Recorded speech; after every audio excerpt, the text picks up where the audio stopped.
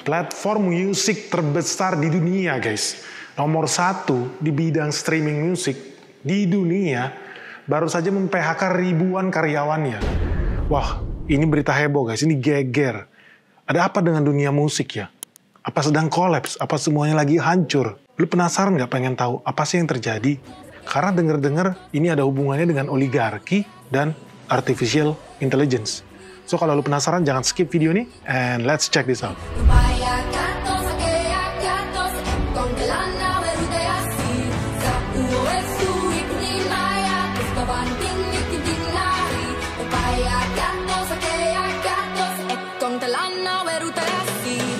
Kabar buruk nih guys, ternyata video kita yang tentang Gojek, Goto, Tokopedia, dan proses akuisisi dengan TikTok itu ternyata nggak banyak yang suka ya.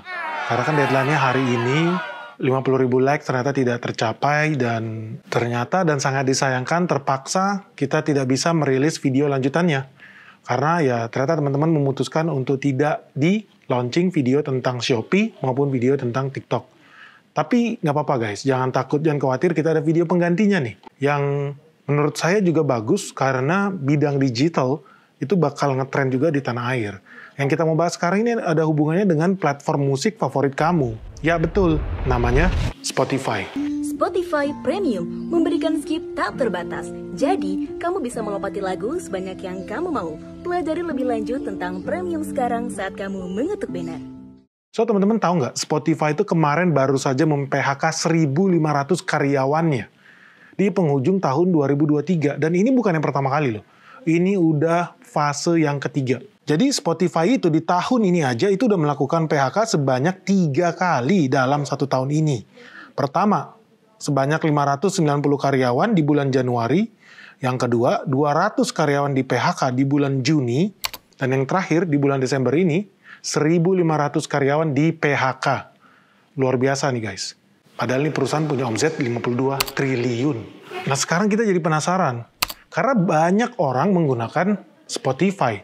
Gue pakai Spotify, kamu pakai Spotify, tetangga kita juga banyak pakai Spotify. Semua orang di kolong langit ini ya mungkin banyak juga yang pakai Spotify. Ya, ada yang gratis, ada yang bayar. Tapi kok bisa ya? Ini perusahaan punya omset 52 triliun guys. Ternyata terpaksa tetap harus PHK massal.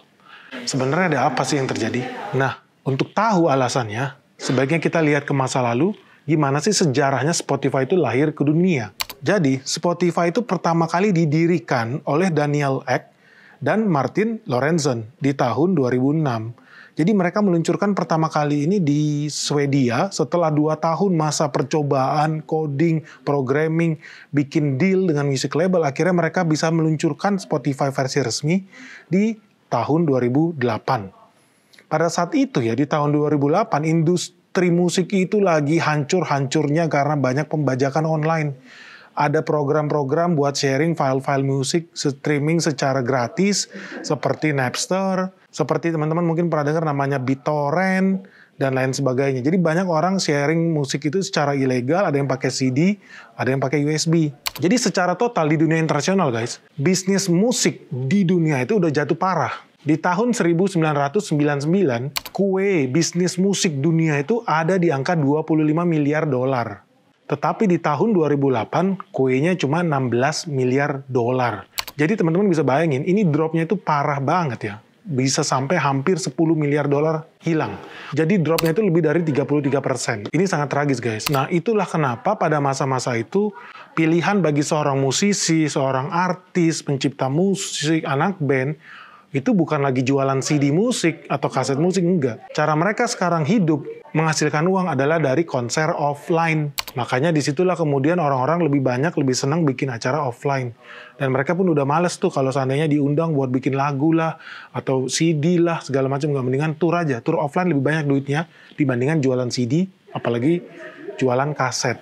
Nah, datanglah kemudian pahlawan baru nih guys.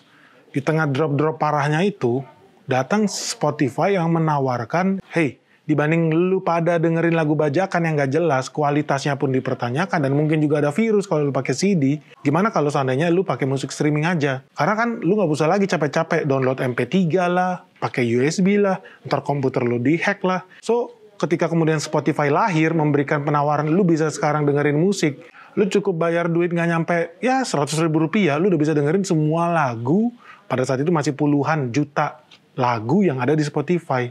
Jadi semua orang pun berbondong-bondong untuk menggunakan layanan Spotify itu. Karena mereka juga tidak mau terlibat dengan pembajakan. Pakai Spotify masih bisa gratis walaupun denger iklan. Tetapi artisnya bisa dapat bagi hasil dari iklan yang kamu denger itu. Dan teman-teman, ini terbukti sukses strategi Spotify. Kenapa? Karena di bulan Maret 2011, Spotify itu punya 1 juta subscriber yang berbayar. Hanya dalam hitungan bulan, di tahun yang sama di bulan September, angka 1 juta subscriber naik menjadi 2 juta subscriber. Jadi ini adalah pertumbuhan yang sangat-sangat ekstrim. Dan mereka nggak perlu nunggu lama. Dari 2011 ke 2018, subscriber premium mereka yang berbayar itu akhirnya naik sampai dengan 87 juta orang. Jadi teman-teman bisa lihat bahwa sebuah bisnis, mereka lihat celah, oh ada pembajakan, oh artis sakit hati, artis seniman bete, mereka kasih solusi yang membahagiakan semua orang pada saat itu. 87 juta orang, lu bayangin, bayar duit buat pakai Spotify. Ini good news atau enggak? Kelihatannya good news, padahal tidak.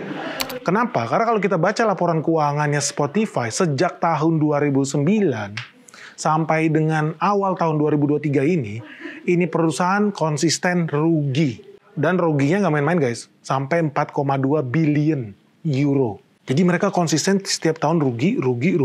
Kalau diakumulasi sampai awal tahun 2023 ini aja, ruginya aja udah sampai 4,2 billion euro. So teman-teman, kalau kita melihat laporan keuangan itu, kalau perusahaan ini rugi terus setiap tahun, artinya ada sesuatu yang salah di sini. Dan harus kita analisa nih sama-sama, kenapa ya? Dan makanya jangan heran, itulah kenapa di awal tahun 2023 Spotify kemudian memutuskan memulai program PHK massalnya mereka.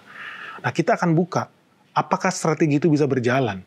Nah, di tahun 2023 ini, sekarang kita udah masuk ke kuartal 3. Spotify udah ngasih laporan keuangan di kuartal 3 ini. Strategi PHK mereka ternyata terbukti sukses. Kenapa? Karena untuk pertama kalinya dalam sejarahnya Spotify, mereka akhirnya profit, guys.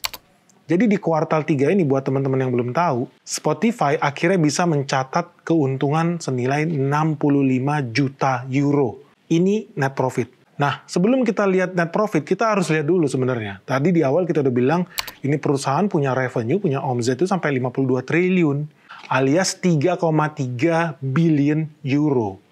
Nah, dari revenue sebesar itu, 3,3 billion euro, kok cuannya cuma 60 juta euro ya? 3,3 billion euro menjadi 60 billion euro. Nah, buat tahu lebih detail, kita harus cek di laporan keuangannya. Di sini kita bisa lihat breakdown-nya. Ternyata dari 3,3 billion euro omzetnya Spotify, itu sebagian besar disumbangkan oleh Spotify Premium. Jadi user yang memakai Spotify Premium ternyata menyumbangkan penghasilan sampai 2,9 billion euro. Dan sisanya yang 447 euro disumbangkan oleh yang pakai iklan gratisan. Nah, dari sini teman-teman bisa tahu, ternyata 3,3 billion euro penghasilannya Spotify yang sebanyak itu paling besar disumbangkan oleh Spotify Premium. 2,9 billion euro, sisanya 400-an juta euro, itu dari iklan yang pakai free ads, free user itu. Nah, kita berpikir, oke, 3,3 billion euro itu duit yang sangat banyak, itu 52 triliun. Kemana duit itu? Ternyata dari 3,3 billion euro itu, mereka harus keluar 2,4 billion euro. Duitnya kemana? Buat bayar label. Ini yang dinamakan dengan cost of revenue. So, teman-teman dari sini bisa melihat ternyata bisnis musik itu tidak semenguntungkan yang kita kira. Ternyata tidak peduli seberapa banyak, seberapa besar duit yang dihasilkan oleh Spotify, ujung-ujungnya hampir 75% alias 2/3 duitnya dia harus keluar untuk membayar music label. Nah, inilah yang terkenal dengan triumvirat musik dunia. Atau orang sudah bilang the big three. Mungkin teman-teman belum pernah dengar ya, bahwa ternyata di dunia musik, bukan cuma di Indonesia loh, dunia musik ada yang namanya oligarki. Nah, 3 oligarki ini itu sebetulnya sangat terkenal di dunia musik ya. Yang pertama adalah Universal Music Group. Yang kedua ada Sony Music. Yang ketiga ada Warner Music Group. Nah, 3 oligarki ini, the big three ini merepresentasikan 70% dari bisnis music recording. atau bisnis ya rekaman musik. Dan mereka juga mewakilkan 60% dari bisnis music publishing atau publisher music. So, teman-teman lu bisa bayangkan, ternyata mayoritas musik yang kamu dengar, nggak peduli mereknya siapa, nggak peduli artisnya siapa, kemungkinan besar ya mereka pasti di bawah label Big Three ini. Bisa Sony, bisa Universal, bisa Warner. Nah, ini yang dikenal dengan oligarki musik dunia. Jadi, dari laporan keuangannya Spotify ini kita bisa lihat bahwa Spotify ternyata tersandera dengan bisnis modelnya sendiri. Kenapa? Karena dari sejak pertama kali mereka IPO, komposisi cost of revenue yang pergi ke music label itu, publisher itu, ternyata sampai 2/3-nya alias hampir 75%. Setiap tahun terus seperti itu. Nah, ini yang namanya variabel dalam komponen biaya di laporan keuangan. So, kalau teman-teman ingat ya, 3 tahun yang lalu gue pernah bikin video. Di situ ada orang yang nanya, waktu itu kita mau invest, dan mereka ngobrol, Ben, gue mau invest nih di saham Amerika atau saham Swedia. Yang satu bisnisnya streaming film, namanya Netflix. Yang satu bisnisnya streaming music, namanya Spotify. Nah, di situ gue bilang begini, lu harus tahu challenge-nya masing-masing bidang ini, karena kelihatannya sama-sama streaming digital, tapi prakteknya itu berbeda. Dan teman-teman, inilah kenapa pada saat itu gue bilang sangat tidak seksi, sangat tidak bijak kalau seandainya masuk Spotify pada saat itu. Kenapa? Karena mereka punya cost variabel yang sangat besar, yaitu nyawanya bergantung kepada music publisher itu. Jadi teman-teman bisa bayangkan gini gampangnya. Kalau seandainya tiba-tiba 3 label itu ya, atau publisher itu memutuskan untuk, gue mau narik artis gue, lagu gue dari database lagu Spotify, apa yang terjadi? Langsung sepi itu platform. So, kemudian artinya di sini adalah bisnis yang bergantung bukan pada customer, guys. Ternyata bisnis Spotify itu sangat bergantung kepada supplier. So, ini adalah bisnis di mana supplier yang menentukan, yang berkuasa terhadap bisnisnya Spotify itu sendiri. Nah, ini agak berbeda dengan Netflix. Kita bisa dapat pelajaran sebetulnya dari Netflix. Nah, pelajaran apa yang kita bisa ambil dari Netflix? Per hari ini, di bulan Desember 2023, market capitalization atau valuasinya Spotify itu hanya 37,24 billion dollar. Sementara Netflix di Nasdaq valuasinya itu sampai 216 billion dollar. Jadi teman-teman bisa bayangin, satu 37 billion, yang satu 200 billion dollar itu sesuatu hal yang jomplang ya, langit dan bumi. Padahal apa? Padahal usernya Spotify ini banyak, guys. Lebih dari 500 juta orang yang menggunakan Spotify. Tapi ternyata market capitalization-nya beda jauh. So, teman-teman, di sini kita bisa belajar dari sejarah yang sama ya. Tadi teman-teman udah tahu, Spotify ternyata hampir 75% penghasilan dia harus hilang pergi ke oligarki. Netflix itu sebetulnya berada di posisi yang sama. Kalau kita ngomong di tahun 10 tahun yang lalu, 2012, 2013, di laporan keuangannya Netflix, lu tahu nggak, komponen biaya buat oligarki bisnis media itu, mereka keluarin hampir 70% juga. Atau lebih tepatnya 64% dari omzetnya Netflix keluar ke oligarki media. Cuma bedanya gini, kalau Spotify itu oligarki yang mereka hadapi adalah ada Warner, Universal, sama Sony. Nah, kalau oligarki yang dihadapi oleh Netflix itu agak berbeda dan sebetulnya lebih banyak. Yang pertama ada Disney. Yang kedua ada MGM, yang ketiga ada Sony atau Columbia Pictures, yang keempat ada Paramount, yang kelima ada Universal lagi, yang keenam ada Lionsgate, yang ketujuh ada Warner Bros, yang kedelapan ada 20th Century Fox. Nah, dari sini teman-teman udah bisa tahu, ternyata setiap bisnis itu ada oligarkinya. Netflix ketemu oligarki, Spotify juga ketemu oligarki. Yang menjadi berbeda apa? Ternyata strategi bisnisnya berbeda. Kenapa? Netflix itu cukup pintar. Kenapa? Karena dari 10 tahun mereka udah mendeteksi. Kayaknya nggak bener nih. Kalau seandainya gue capek-capek berbisnis, tapi 2/3 penghasilan gue harus pergi ke mereka. Ke Disney, Columbia, Universal, Warner, dan lain sebagainya. So, kemudian Netflix bikin strategi yang bagus, guys. Dia menciptakan sebuah production house sendiri untuk membuat film produksi mereka sendiri. Itulah yang namanya Netflix Original. Atraco singular. Porque no vamos a robar el dinero de nadie.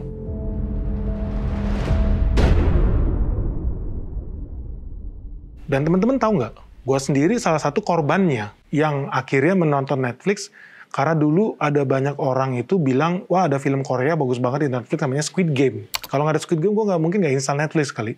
Tapi kemudian gue lihat ini bagus banget. Ini bahkan lebih bagus dibanding film-film buatan Hollywood. So, Disitulah gue mulai lihat, ini jenius, ini yang namanya Netflix ini benar-benar jenius, karena mereka udah memikirkan bahwa nyawanya nggak boleh bergantung dengan supplier-supplier itu. Supplier itu siapa? Ya si Disney, Universal yang studionya gede banget, Warner, dan lain sebagainya. Nah, kehebatan Netflix itu dalam menciptakan peluang bisnis baru, ya itu harus diapresiasi. Nah, Spotify gimana? Menurut kalian bisa nggak Spotify bikin Spotify original? Kalau menurut gue nggak bisa.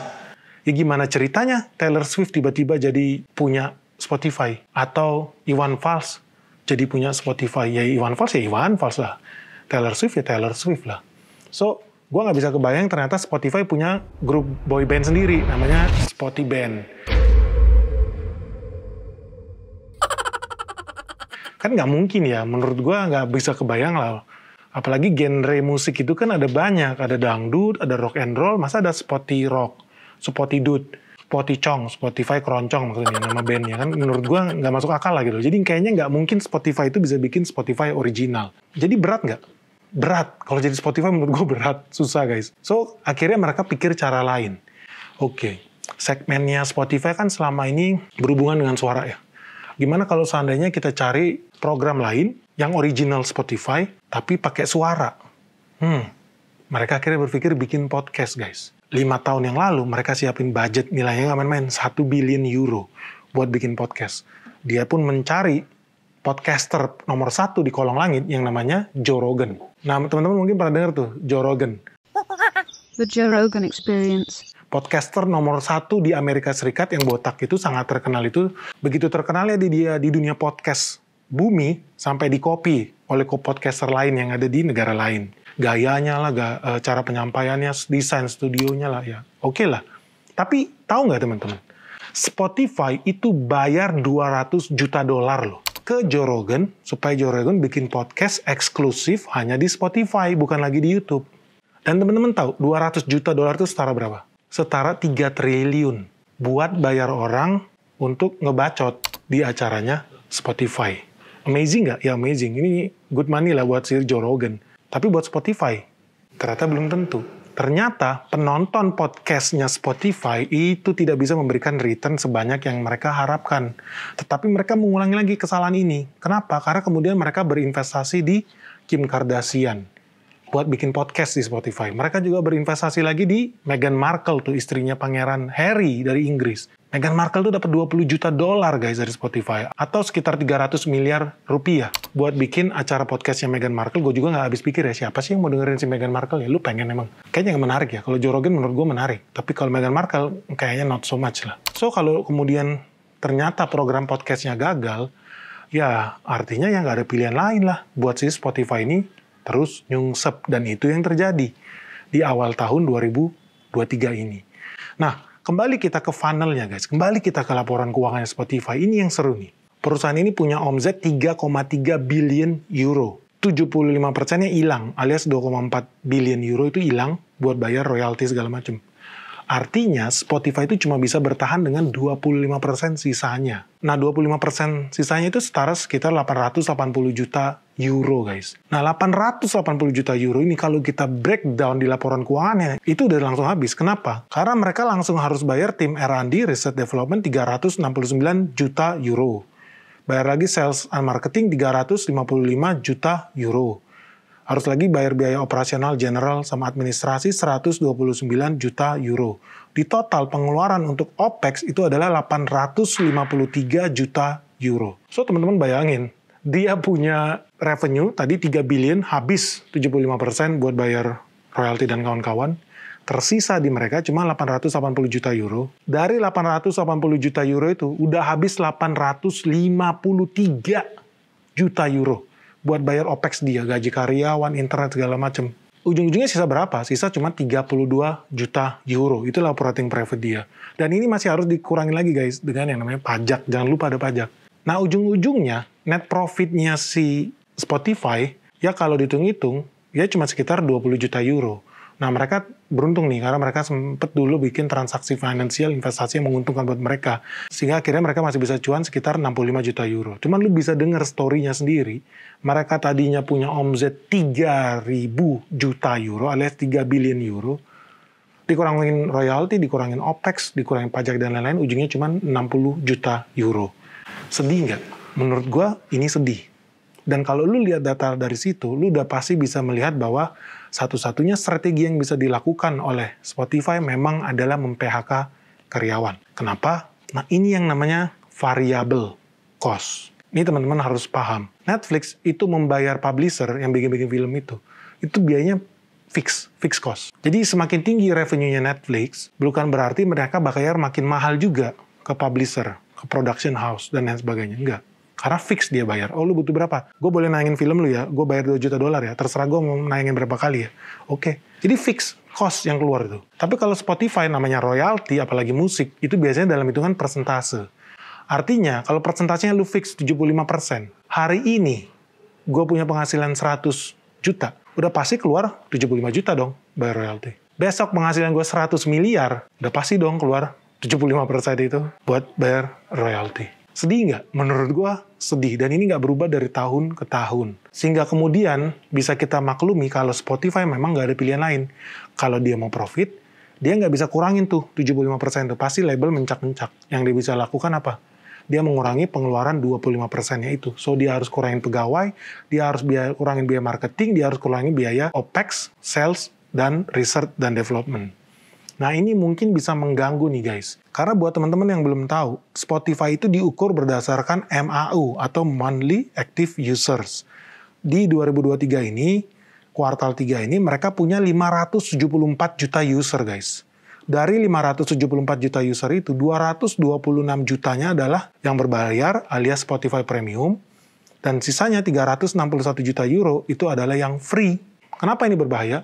Karena di kuartal 3 ini mereka sudah berhasil mengkoleksi 570 juta user, tapi di kuartal 4 2023 nanti, which is Desember ini, itu mereka harus sudah mendapatkan 600 juta user. Jadi harus grow guys. Lu bayangin, karyawan lu kurangin, budget marketing lu kurangin, segala macam, tapi lu harus nambahin usernya. Menurut gue ini challenging. Nah, yang kedua, dan ini bisa kita lihat adalah ternyata Spotify itu, walaupun jumlah pengguna gratisnya itu lebih dari 300 juta orang, ternyata penghasilan terbesar Spotify itu bukan dari iklan, tetapi dari Spotify Premium. Nah, bisnis model ini menarik nih buat kita koleksi dan kita pelajarin, bahwa ternyata nggak semua program yang gratis itu, kayak YouTube, nonton gratis, bayar iklan, ternyata nggak semua itu ternyata memberikan profit yang besar untuk perusahaan. Ternyata ada perusahaan yang user premiumnya lebih sedikit dibanding yang gratis, tetapi ternyata kontribusi terhadap pendapatan perusahaan lebih besar dari yang premium. Nah, ini bisnis model subscription ini menurut gua sangat menarik loh. Jadi dengan demikian, teman-teman bisa simpulkan sendiri, kira-kira nih, kalau teman-teman ditanya, lebih baik investasi ke Spotify atau ke Netflix ya? Nah, teman-teman pengen tahu nggak sih secara lebih mendetail tentang perusahaan-perusahaan TBK yang ada di luar negeri? Seperti di Amerika, kayak Netflix, Spotify yang di Swedia, dan sebetulnya masih banyak lagi, apalagi yang bisnisnya digital streaming. Sekarang udah ada Disney, udah ada Hulu, udah ada Amazon. Pengen nggak kamu kita bahas lebih detail tentang saham-saham yang ada di luar negeri? Kita bikin segmen khusus untuk membahas saham-saham yang listing di Bursa Efek di luar negeri. Jangan lupa like, share, and comment video ini ya guys. Oke teman-teman, semoga bermanfaat bagaimana strategi bisnis di bidang streaming ini yang ternyata sangat challenging ini. Semoga video ini bermanfaat. Salam sehat, salam cuan. Bye-bye.